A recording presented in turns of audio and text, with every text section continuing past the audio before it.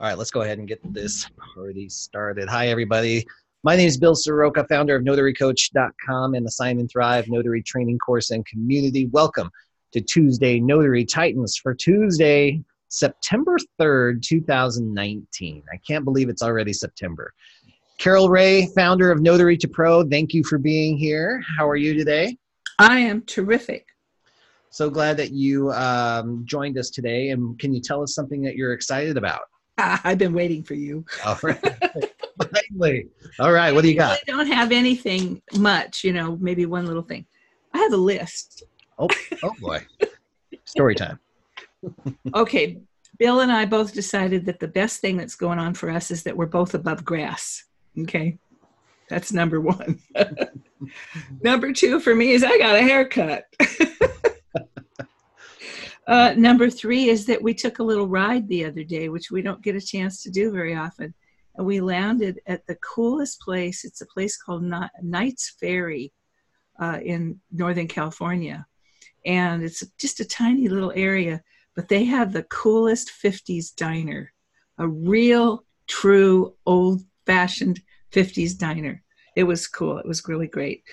And the other thing I'm really excited about is that my graduates had a record number of signings this last month. It was just unreal, which meant a lot of mentoring, but it was exciting. So many people getting their first signings and one after the other. So that was really great. And I'm excited about what you're doing with Laura on the replays. And I just want to encourage everybody to take advantage of that. That training is just invaluable. So I'm excited about things today. Yeah, awesome. I'm glad to hear that. 3 things to be excited about. I know. All right, well done. I see Laura has joined us. Laura Biewer, founder of CoachMeLaura.com, as well as the certified instructor with the National Notary Association. Laura, can you hear us? I hear you. Do you hear me? We sure can. I just can't see you. You can't. Well, I see me. Oh, there you go. Now we can see you. Hello and welcome. What are you excited about this week? So much. It's going to be a great week for me.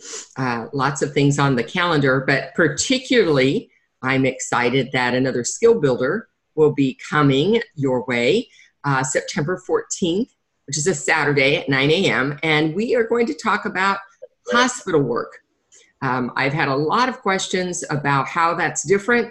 What kinds of extra skills do I need? What kind of extra tools do I need? What are some tips on how to do better in that environment? Because we know that the clients might be compromised and there's issues with pushy family, all of that. So that's what we're going to talk about on the next one. And people can already sign up. Yeah, I love that we get so excited about these. I mean, this one really got me excited too, because medical facilities, intimidating, but it's a huge number of calls that we get. So I'm excited about that too, guys. This is a free skill builder that Laura is offering for free. I've got the registration link in the chat window for you if you'd like to register for that. I'd recommend doing that soon, because even just one Facebook post yesterday has already got us almost 50 registrations for that. So make sure you reserve your seat for September 14th, 9 a.m. Pacific Standard Time. Laura, thank you for that. You're welcome. Let's see. So today we have obviously tons of questions and really good ones as well. But we also have a special guest. Daniel, are you on the call with us? Let me see if he's listed under Daniel.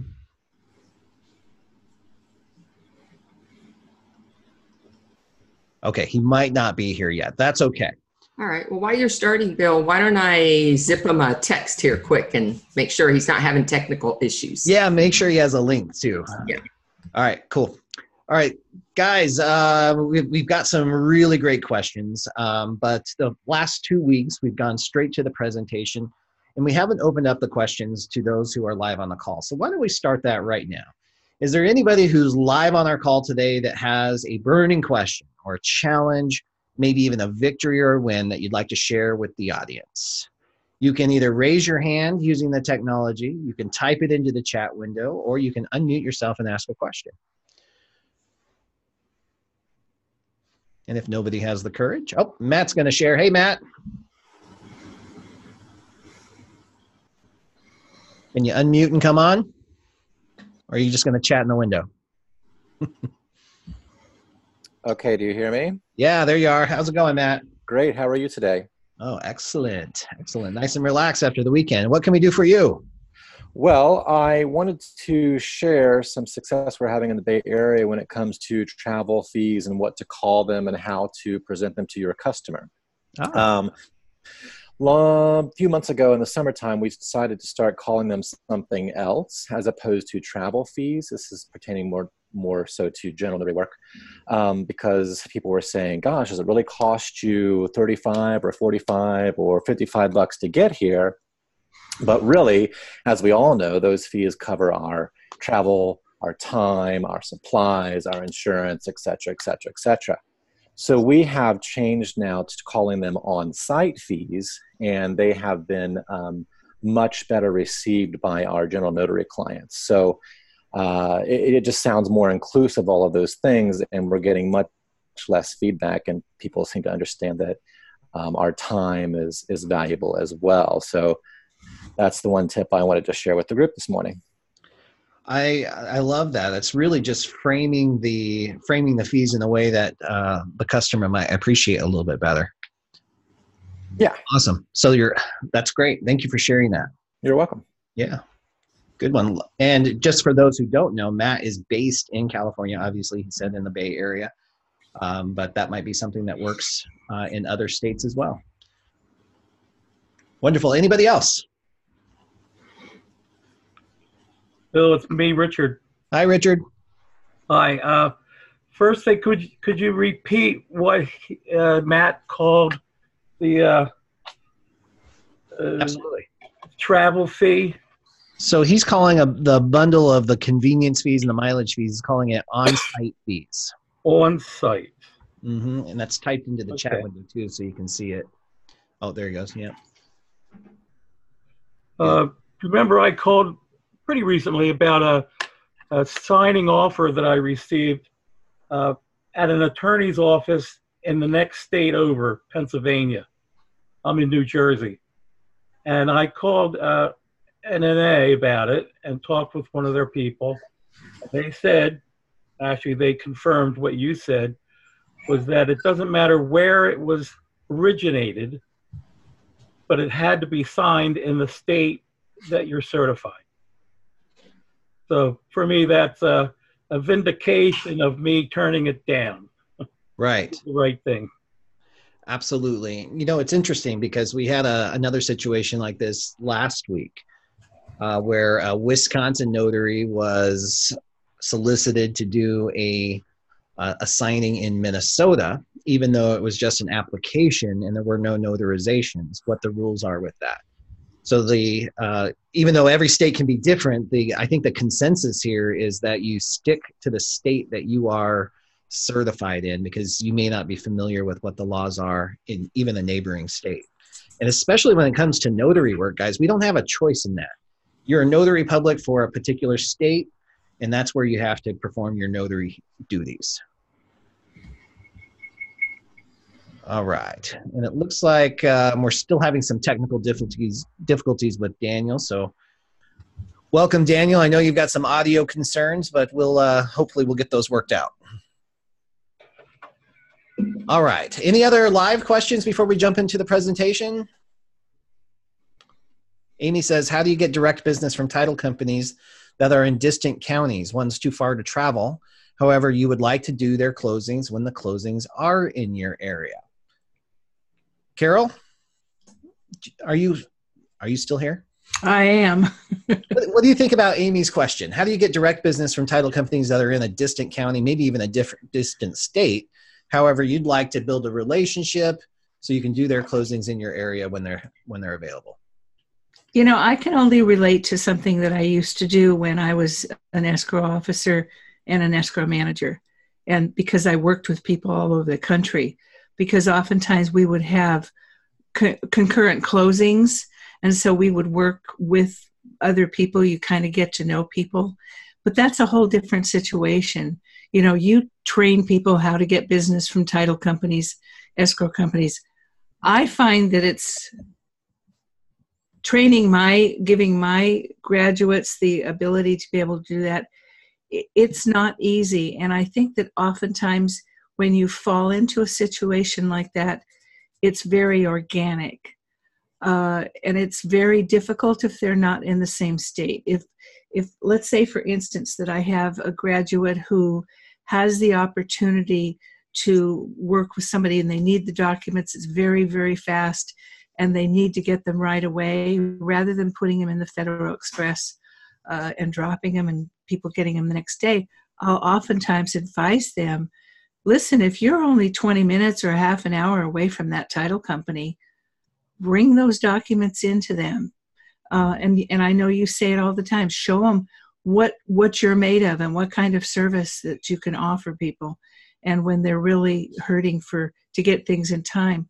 But as far as working with other companies, I think that it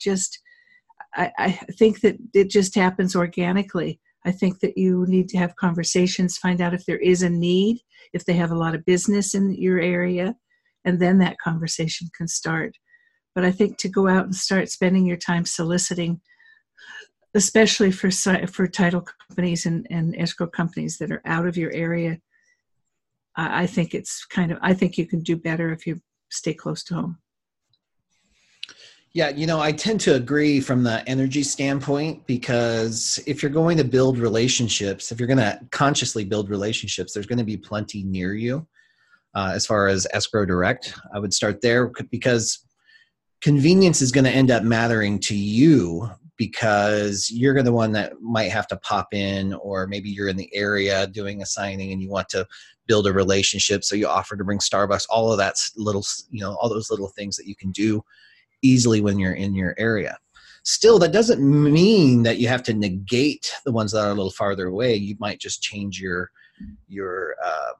strategy a little bit. When it comes down to it, relationships. You hear Carol and I talk about it, Laura and I talking about it all the time. There are always ways to build the relationships via email, having your Fab 100 list, having a list of people you want to do business with, researching them, finding out something about them. But from the energy standpoint, to invest tons of that time and energy and your resources into building a relationship with somebody that's 3 counties away, on the off chance that they're going to have a signing in your area at some point in the next 2 years, may not be the best use of your time. I would focus on the ones that are near you first and let it expand. That said, you can also enhance your profiles. You've got all these directories, you've got signingagent.com, you've got to, sorry, we got some background noise here. I just need to mute some people. You enhance your digital presence. So when there is a signing in your area and they're typing in your zip code, you want your profile to be the one that pops out at them. And we talked about this, I can't remember, Carol, it was a couple of weeks ago, we talked about the importance of profiles and really spending some time on that and letting your personality show through on that. Mm-hmm. One of the biggest, when you go through signingagent.com, you see 3,000 of the same thing. They don't take, some of them, if they even have a picture, all they have is their credentials and they all look the same. So you need to do something that makes you pop out. Have a picture. I skip right over the ones that don't have a picture. But then there's a place to add some personality, what you're passionate about, why you're in this business, and what value you bring. You can talk about your previous experience in customer service, whatever it might be, engineering, whatever that brings the value to the relationship that you have. So that's what I would do. All right. Great questions.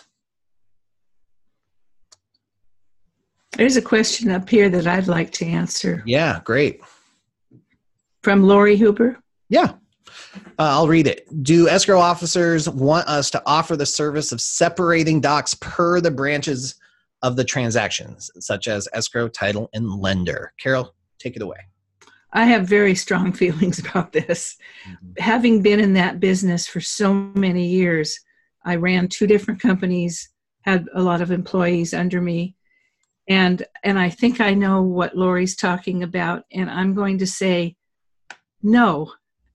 For the most part, I don't know any escrow officers that will have you do that.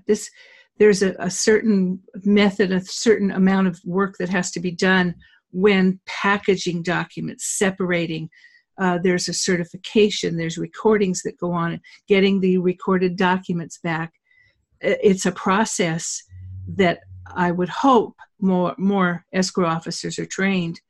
Things have changed over the years, and they don't know everything that we used to know. They get parts of it. But no, and I've said this before, and I'm sorry to be rude, but had I ever had an escrow officer that worked for me invite somebody, a notary or somebody, into the office and sat down and started having them do their work, which is the packaging and the separating of documents and the certifying of the documents, I would have fired him. That's it, because I guess you call it a fiduciary responsibility. These lenders, everybody's depending on that escrow officer to do that job and to do it properly. You don't have somebody come in and do this that really don't have a stake in it. It's as simple as that. They make a mistake. Oh, okay, sorry. No, you can't do that. It's important work. It really is. So that's my feeling about it. Yeah, I love that, because I have a similar experience, and I know it's a challenge because there is some conflicting information out there that really pushes the packaging and how that you can help you stand out in your business. When I first heard this, I did the same thing. I went right to my clients and I said, is this of value to you? Can we help? Can we start separating? You want us to make the official copies and do the hands down? And I have some OCD control freak escrow officers, but they hands down said, absolutely not.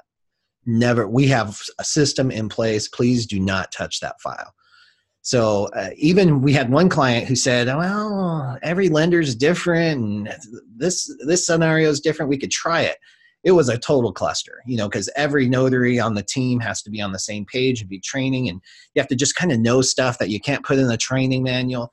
It really did not go well. And in fact, talking to notaries all over the country, even escrow officers all over the country, the response has been the same. Packaging is not a value add. Now, I will say there was one exception, and Rob might even be on the call today, but he found one escrow officer in Southern California that said, if I know somebody who can package a file exactly as I need it, that's the notary I'm going to use. But that was one out of thousands across the country. So I don't think, again, it comes to energy. Where are you going to spend your energy? Training to learn how to package a file for one particular lender, for one particular escrow officer, is probably not the best use of your time. And you said something kind of important. I don't have OCD. At least I don't think so. But when I was an escrow officer and when I was an escrow manager, I had it 150%. Because that's a detail job. Yeah. And if you don't pay attention to the tiniest of details, oh my God, you can get people and yourself into a lot of trouble. So yeah, and that's the way we're built. That's the way we are. So yeah, you hit it. They don't want you touching it. Yep. And that's the really good escrow officers too. Like, I love working with OCD control freak escrow officers. Their files are meticulous and the signings are smooth and efficient for the most part. Mm-hmm. And when you find a mistake in one of their files, you are a hero to them, because it matters to them. It's like when we miss a signature and they miss a document or something, they really take it, to heart. Okay. So I think we have time for one more live question before we transition over to Daniel. Hopefully Daniel will be up and ready to go here in just a couple minutes. Who has one more question for us live? Here, Diane says, an attorney and I have met because of Dave and my acquisition purchase of her self-direct retirement endeavors, and that has been helping me in a scam case paired off with me last week. Okay, Diane is sharing a win. That's great. Awesome.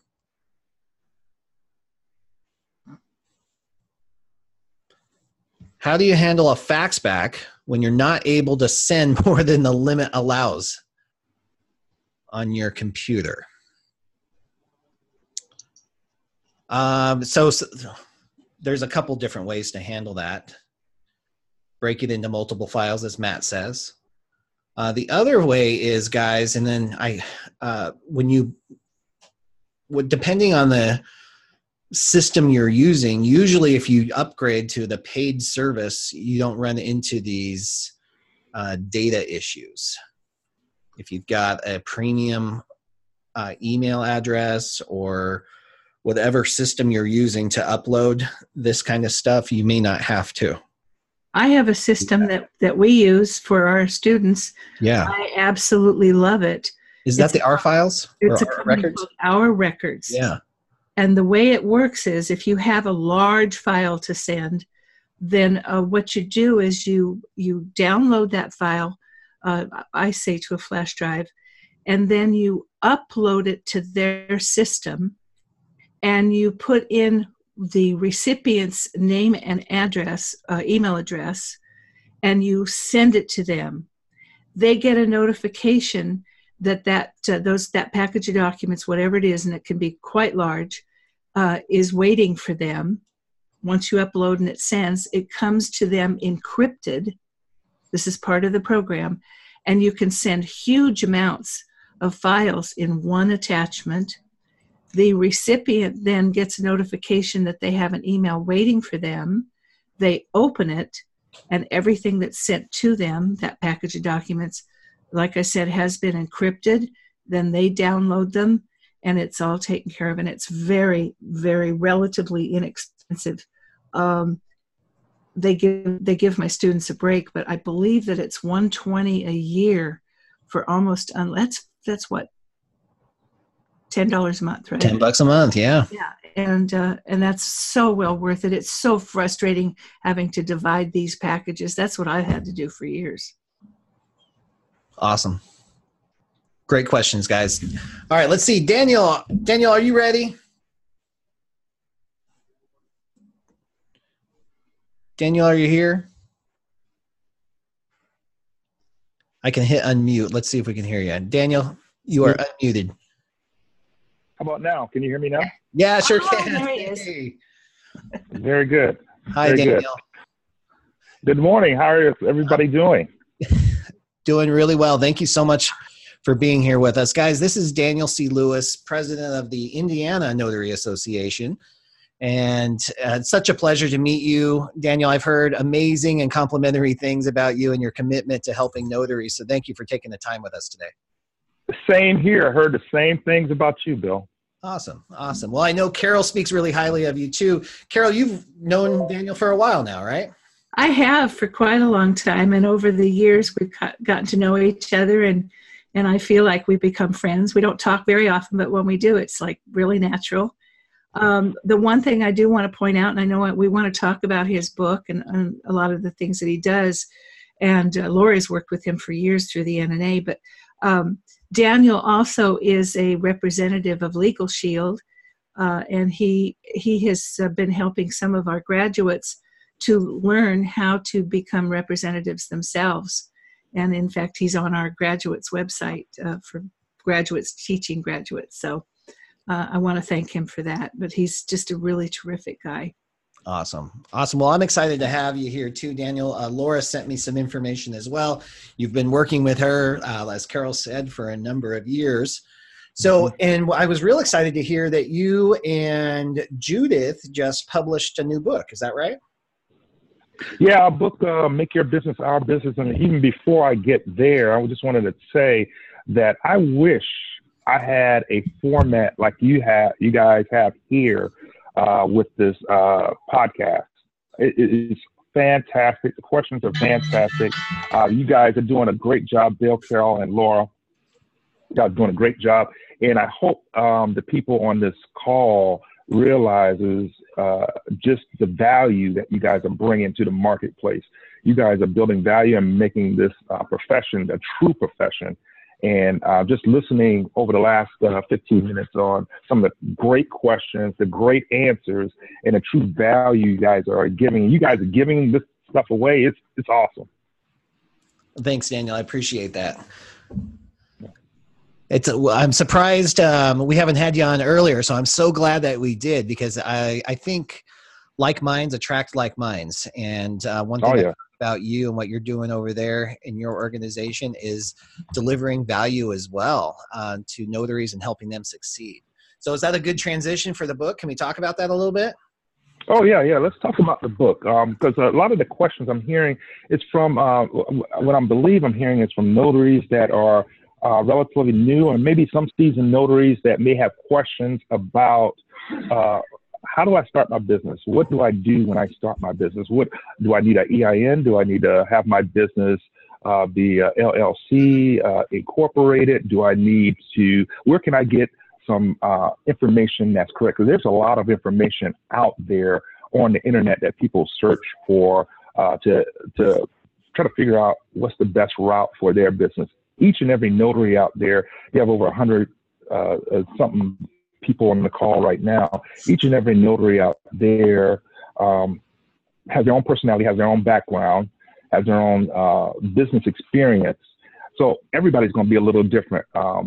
Coming to these type of calls is going to help you build your business. And also, we created the book because I used to always get questions about those type things. How do I start my business? Where do I go? Do I need an EIN? How do I form that business? And I get a lot of those questions because I travel around to not only Indiana, but different states. And we created this book, me and Judith and I, just to answer those basic questions. It's a great book, a great foundational book for new notaries if they're trying to figure out how to start their business, what type of business they should have. It's a great book, reference book for seasoned notaries. It has loaded with websites and information that they can take from that book to build their business and restructure the business the right way. I love that. So and I think that answers.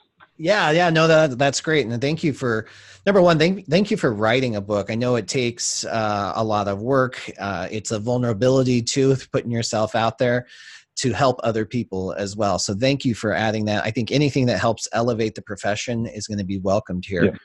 Now, tell me a little bit about you though, because you have a significant amount of experience at being a notary, right? How long has it been for you?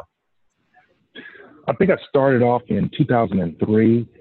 And I started off like a lot of people. I started off just doing real estate signings, strictly a notary signing agent, working with title companies. And I made very well with that.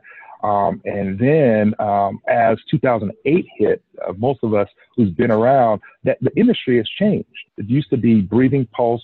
You got an assignment. But now the industry has changed. You have to definitely, I think, in order to be successful, have longevity in this business, you have to change with the business, grow your business. You have to be on calls just like this one and figure out, how do I evolve my business to be the best business, the most profitable, with the less expenses? How do I evolve my business? And just being on calls like this, making sure you're building your professional library, getting our book, Make Your Business Our Business, books like that, and just continuing to grow and put time in self-development is going to help your business a great deal, if that makes sense. Yeah, absolutely. Well, you know me, I'm big into personal development, and I think you've got to forever be the student. There's always something to learn, especially in this business. Now, what about, so you were a loan signing agent and then you transitioned. Do you find that you do more general notary work, or is it balanced between that and loan signings now? Oh, it's very, very interesting. Like I said, when I started off in just strictly doing real estate assignments, being a notary signing agent. And as the industry evolved in 2005 here in Indiana, the Indiana Land Title Association decided that and really lobbied to have us all notaries that deal with or the transactions of real estate to have a title producer's license. That's something that you have to do through the Department of Insurance. Maryland is also a state that does that.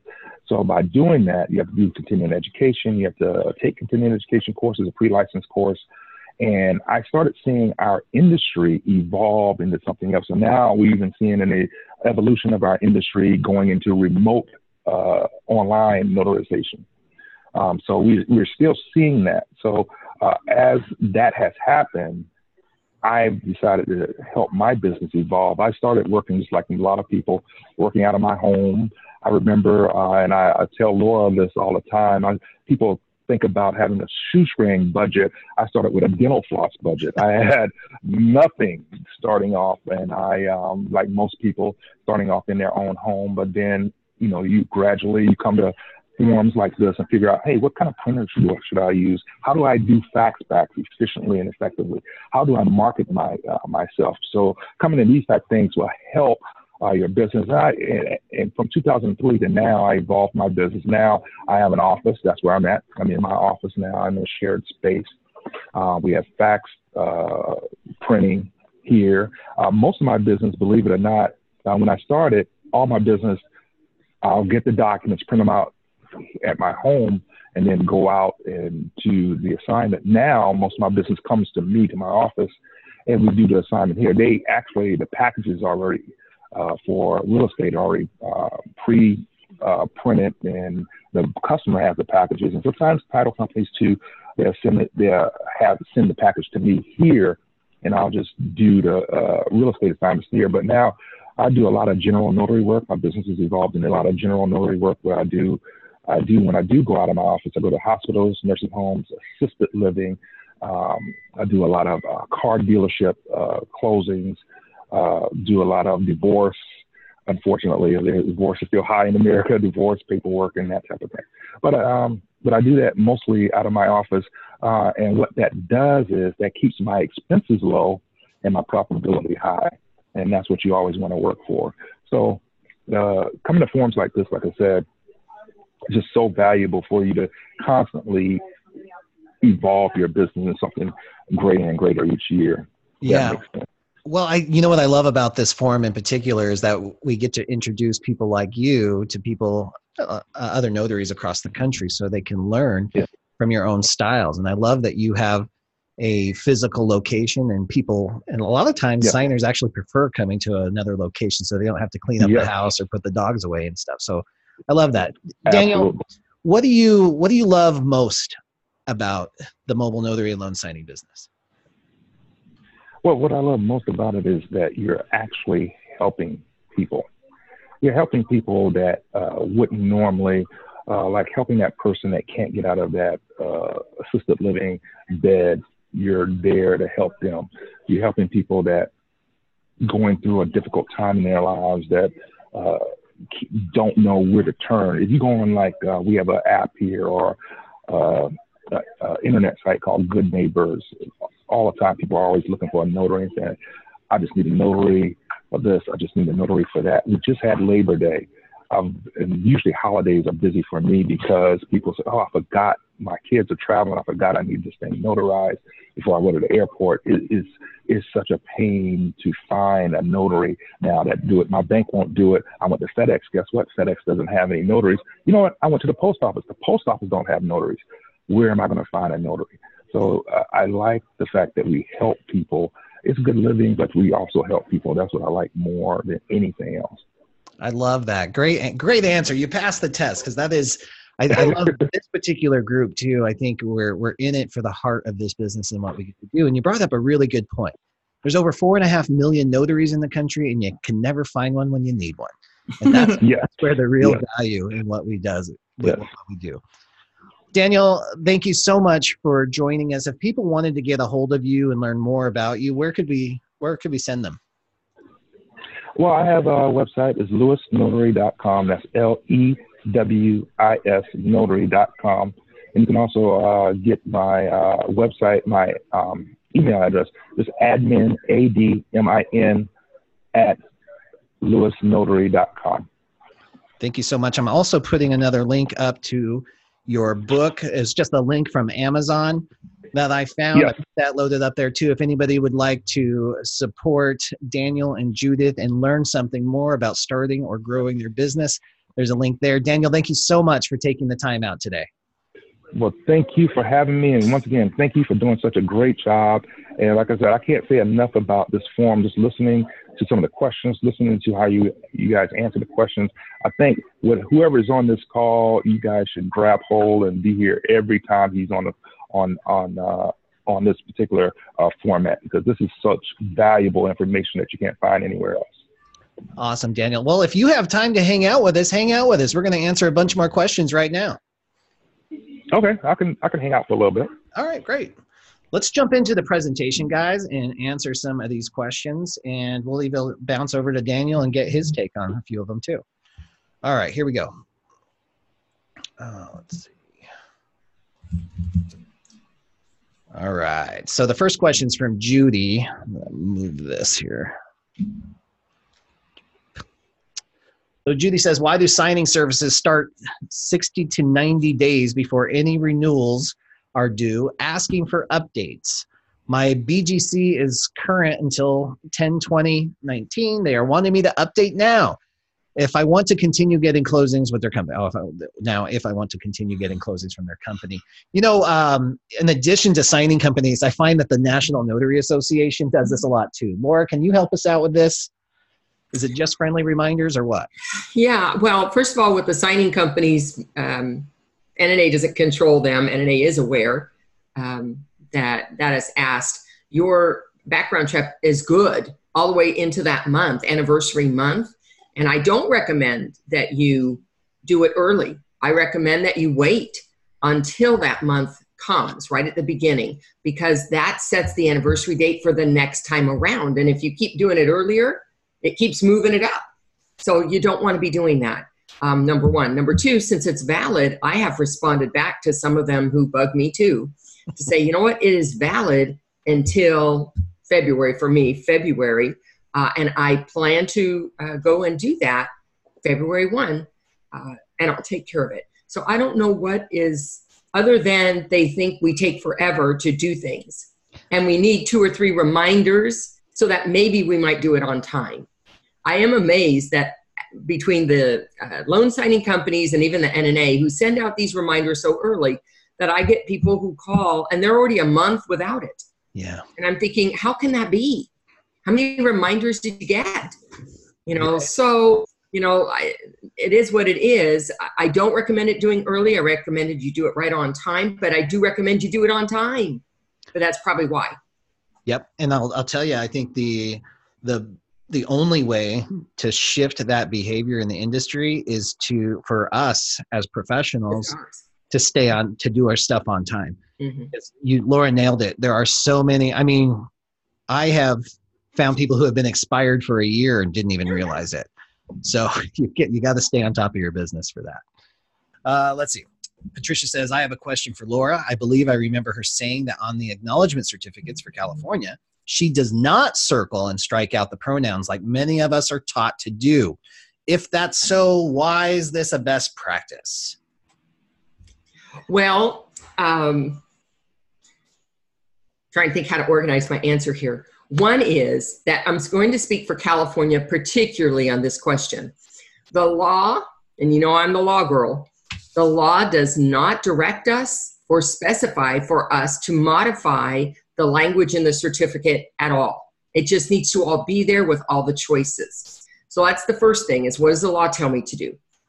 The second thing is that as we are circling and striking pronouns, we are determining who is in front of us, which includes, are they male, female? However, gender, first of all, isn't always clear for us. Second of all, there's new IDs in California that are non-binary, that there's not a place to circle for that. So when did I become responsible to make that decision? Third of all, since we're not told to do it, it's not required by notary law, you know, we tend to make mistakes as we're moving through, and oops, I circled the wrong thing. Oh, I struck the wrong thing, and it kind of gets messy looking. So for those reasons, the NNA has said, look, maybe it's a good idea for us not to be doing that except upon request. There are a few county recorder's offices, and in California, Sacramento is one of them. You need to do it for that county because that county recorder has their own idea of what the law says and they want it. Now I'm seeing it start to pull off as they realize we've got this new issue with IDs. but the law doesn't tell us we can't do it. So that's great news. If somebody says, I want you to do it, you can. But why do it all the time? Unless it was required of you by another agency. It is not a requirement in California to modify language. Great answer, Laura. Thank you. Daniel, what about you? What do you run into in Indiana, or what's your best practice? Is he with us? Oh, can't hear you. Yes. Oh, how about now? Yep, can hear you. Now, when you say best practices in reference to loan signings? Well, I guess any document that you're notarizing with the pronouns, but probably loan signings is where we're focusing. Yeah. Just make sure you read over beforehand and what the instructions are from the lender. And if you have any questions, give them a call without a doubt. Give them a call. Don't try to guess what they're trying to tell you in the instructions.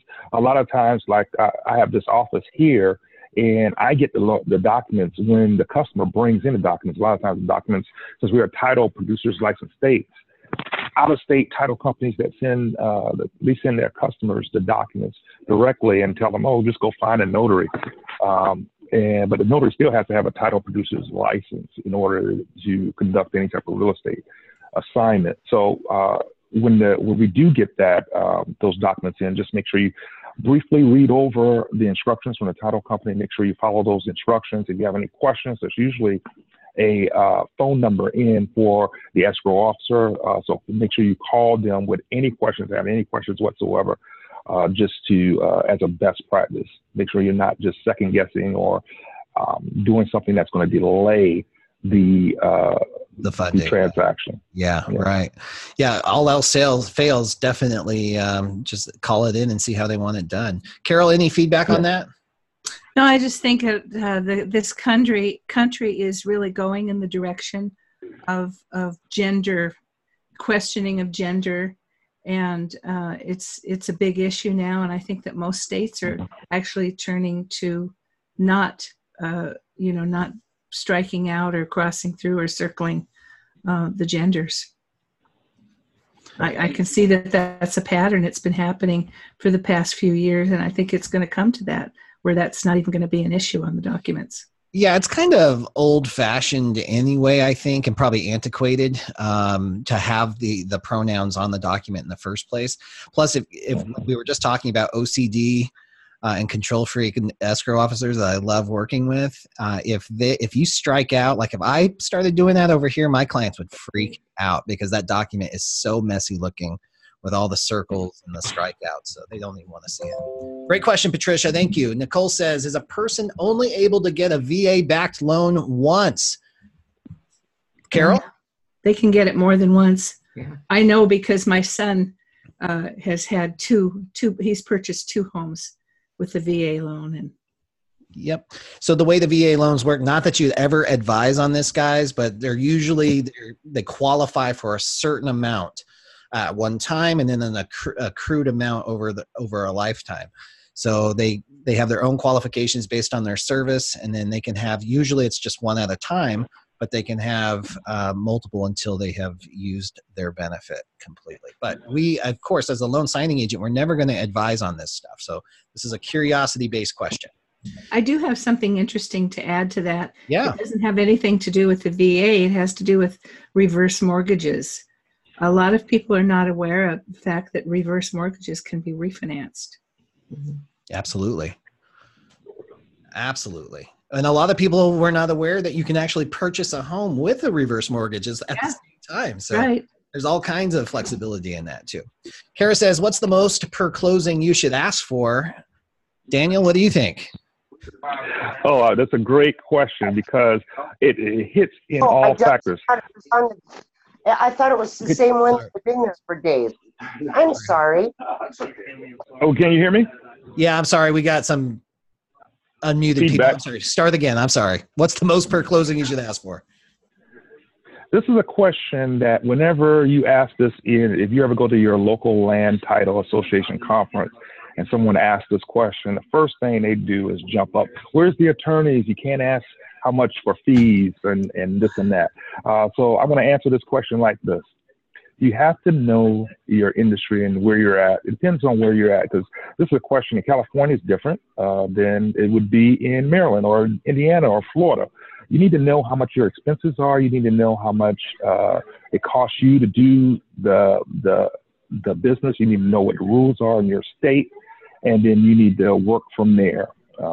Know exactly how many closings you're going to do, or if you're new, project how many closings you're going to do, how much it's going to cost you to do those closings, and also how much it's going to cost you, how much you need to be profitable in this business. And you got to take all those factors into effect, along with knowing in your area what's the average closing cost, what the average title company is paying notary signing agents in your area, and take those factors in, and then that's where you get how much you are paying.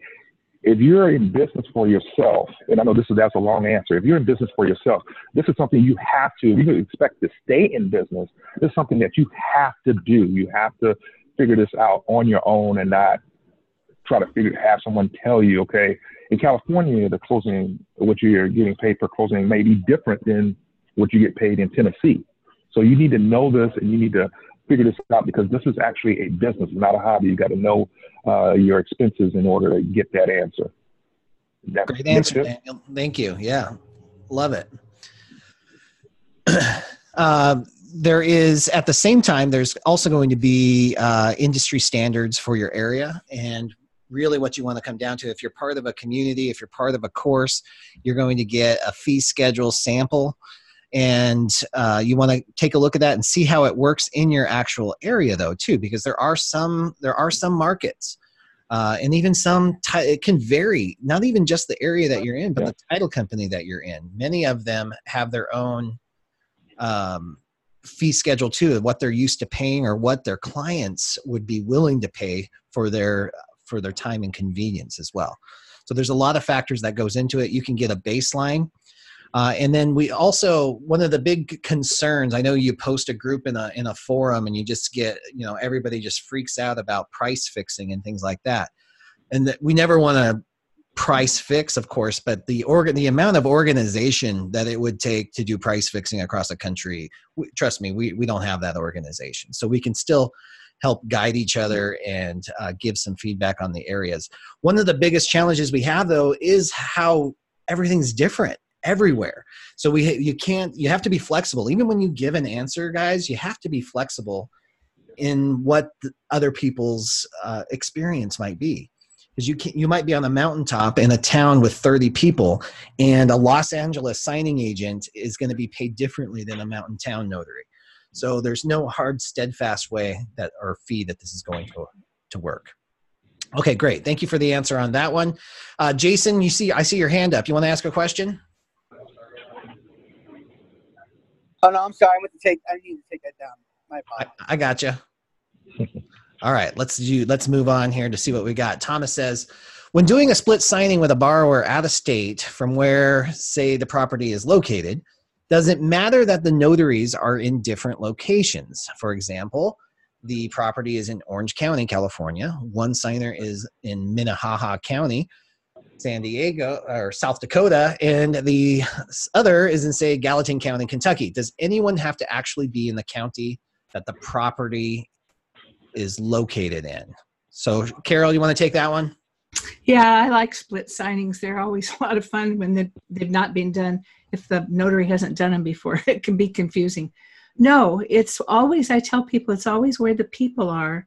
Has really nothing to do with where the property is. So when I get students and they say, well, do you have companies in my area that hire the notaries? It doesn't matter. It's not where the lender is. It's not where the property is. It's not where the title company is. It's where the people are. So when the notary is close to the person who owns the property or is purchasing the property, then they're the ones that'll do the split signing. So it doesn't matter. And when you do a split signing, the one thing I just want to tell people, if you're not aware of it, is what's going to happen is you're going to get documents that are going to have the names of every person who is going to be signing on those documents on your notarial certificates. And the one thing that you absolutely must make sure that you do is to cross through the names of any parties who are not appearing before you. And if you're a second or a third notary and you get documents back from the first or second notary and they have left those names on there, it's imperative that you call the title company immediately and let them know that that notary has left the names of the people that are supposed to appear before you on those notarial certificates. And then they have to clean it up. They have to do whatever is necessary. Otherwise, it looks like one notary notarized everybody. Great answer. Thank you, Carol. Lori says, hi, Bill. My question is regarding packaging. Oh, you know what? We just talked about this one, so I'm so glad we got to talk about that. So we're going to skip that one. Lori, I think, you're the one that asked the question too. That's perfect. In fact, there is one that's coming up, but since T already asked it in the chat window, I'm going to address it here. What are the covenant homeowner agreement closings? They aren't refis, so there's no CD or right to cancel. Just primarily consists of the covenant agreement, the memo of understanding, and the deed, the latter two requiring notarization. Laura, are you still on? Can you address the covenant homeowner agreement? Have you ever heard of that? Or Carol, or even Daniel? I'm going to pass to somebody else more experienced with these documents because I've never heard of it. Daniel, have you heard of it? No, I've done some association agreements, but it hasn't been with the deeds. No. Yeah. I'm not familiar. I've never heard of it. Yeah. Sorry, we can't be of help on that one. That's one I'm going to look up. Yeah, I'll have to look it up. That's why Google's my best friend. Exactly. And guys, also, remember too that a notarization is a notarization that Laura talks about a lot of times too. Our job is to identify the signer and witness the signatures and do that task. So there's a good chance that the signers and the parties involved have a much better understanding of those documents than we will anyway, and it's not our job to explain them. Run into that a lot on general notary work too, right? That's one of the things that used to stress me out the most. You never know what's walking through the door. I almost didn't do general notary work because I was so stressed out. And then I remembered what our job and our role is. It's not to understand and legally explain documents. It's just to identify, witness, and make sure there's no duress. All right, Kitty says, since I'm a business, am I supposed to put up the labor law notices from Missouri State? I'm a sole proprietorship. What's interesting is, obviously, I don't think any of us are really qualified to answer that question. You have to check with if you have a Secretary of Labor or your Secretary of State. What I can tell you is that Kitty did her own research and found out the answer to this. And because she is a solopreneur or a sole proprietor with less than 30 employees, she does not have to. Good to know. Is notaryguide.com a legit company? Daniel's laughing. What do you know? I'm laughing because you have to vet all your companies, and I'll let you in on some ways of vetting. You can look up people's website and see who's the owner. You can see what state they're in. You can check and see if they're business operating with the Secretary of State's office. And you say, well, why is that important? Because if you're dealing with a business that is registered in their local Secretary of State's office, and there is a discrepancy, then you have a point of contact that you can work to get rid of that discrepancy. But if they're just like a business that is operating, some guy or girl operating their basement, mom's basement, trying to get people's Social Security numbers and not registered with anything, then that gives me pause. But that's the way you have to build your own, as a business owner, because each of us are business owners, build your own system to vet people that you're going to have a business relationship with. I saw a posting this morning on Facebook where somebody said, well, it's free, so I'll sign up. Be careful. You're putting out information about yourself out there. And this is a brand new company. They just sprung up a few weeks ago. And I think they're just collecting data, and you don't want to be a part of that. So be careful. Because it's free doesn't mean you should sign up. Yeah, and that's why. I'm sorry, go ahead. Oh, go ahead, Bill. No, go right ahead, please. I was going to say, why would identity thief need to figure out how to break in your computer when you're sending all your information to them free? Think about that. Yeah, great question. I have a comment about signing up with different signing companies or listings online. Yes, please do, Wanda. Sure. I was going through Carrie's signings list and trying to register with some of the companies on the list, and I came across one. When I was filling out and downloading the paperwork for it, the I-9 that downloaded off of their website had someone else's address and social security number and name already listed. Oh my gosh. I called her. She has not responded to me because I wanted to let her know that that's out there. I haven't received a call back from that person. I'm in Texas and she's in California. So I haven't reached out to the company yet to let them know that that is happening on their platform or on their website because I wanted to let her know first. Other than that, any advice as to how to proceed with this other than just trying to reach out to her? I didn't leave any specific message on the voicemail. All I said is that I'm in Texas and I was registering on a signing company site, and I just found some of her information I wanted to talk to her about, but I wasn't more explicit than that. I think number one, I wouldn't blame her if she didn't call you back because there's so many little scam messages, so she might not know what she's getting into. I would first and foremost contact the company that has the potential glitch in their system and let them know so they can fix it right away. That's what I would do. Any other suggestions from anybody else? Is it Verify I-9? No. Oh, good. Okay. I was going to give you the owner's phone number.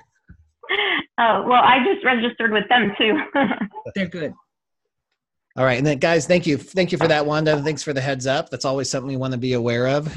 And then I've got a private message here too about commercial signings. Have you ever done a commercial signing and what are the nuances in it? This was something I've done several commercial signings throughout the years, but I've really just starting this year started pursuing it with me and my signing company because I love them. Commercial signings are usually a lot thinner paperwork because they're not regulated by the consumer finance and with disclosures and things like that. So some of the packages are only 30 to 75 pages. And the cool thing about them is in many cases, lawyers have reviewed the documents over and over and over again. So by the time it gets to you and the signer, they just want to sign and go.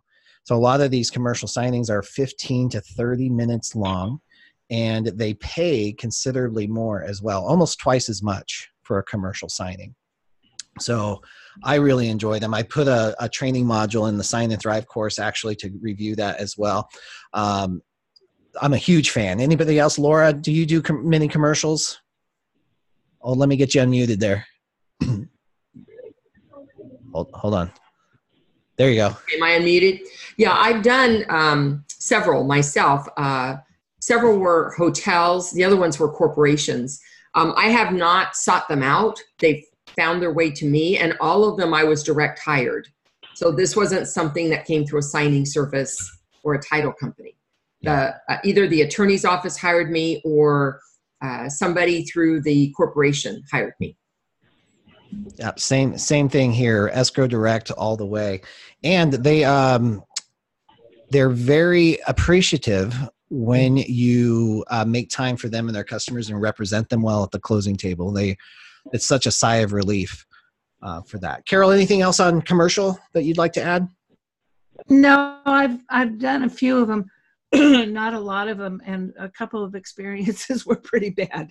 I had builders and people that were fighting, and the last one that Bill and I did, that we ended up there for an hour and a half while they argued on the phone, and we sat there.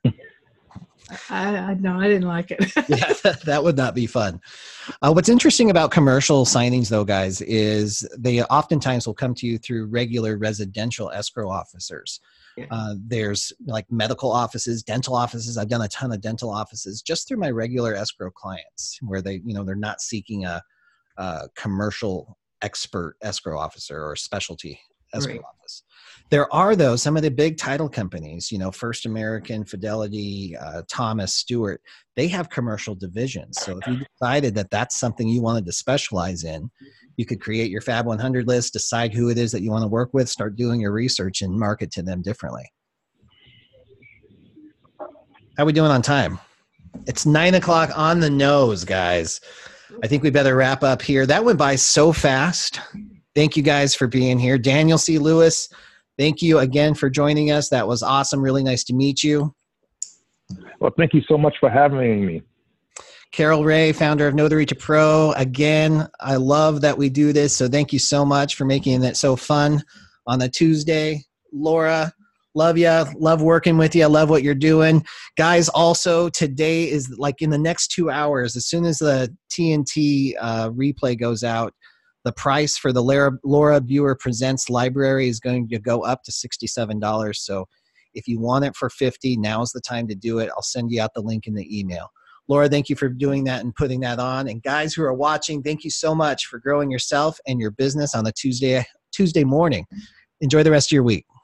Bye, Daniel. Next week. Bye. Have a great day. You too.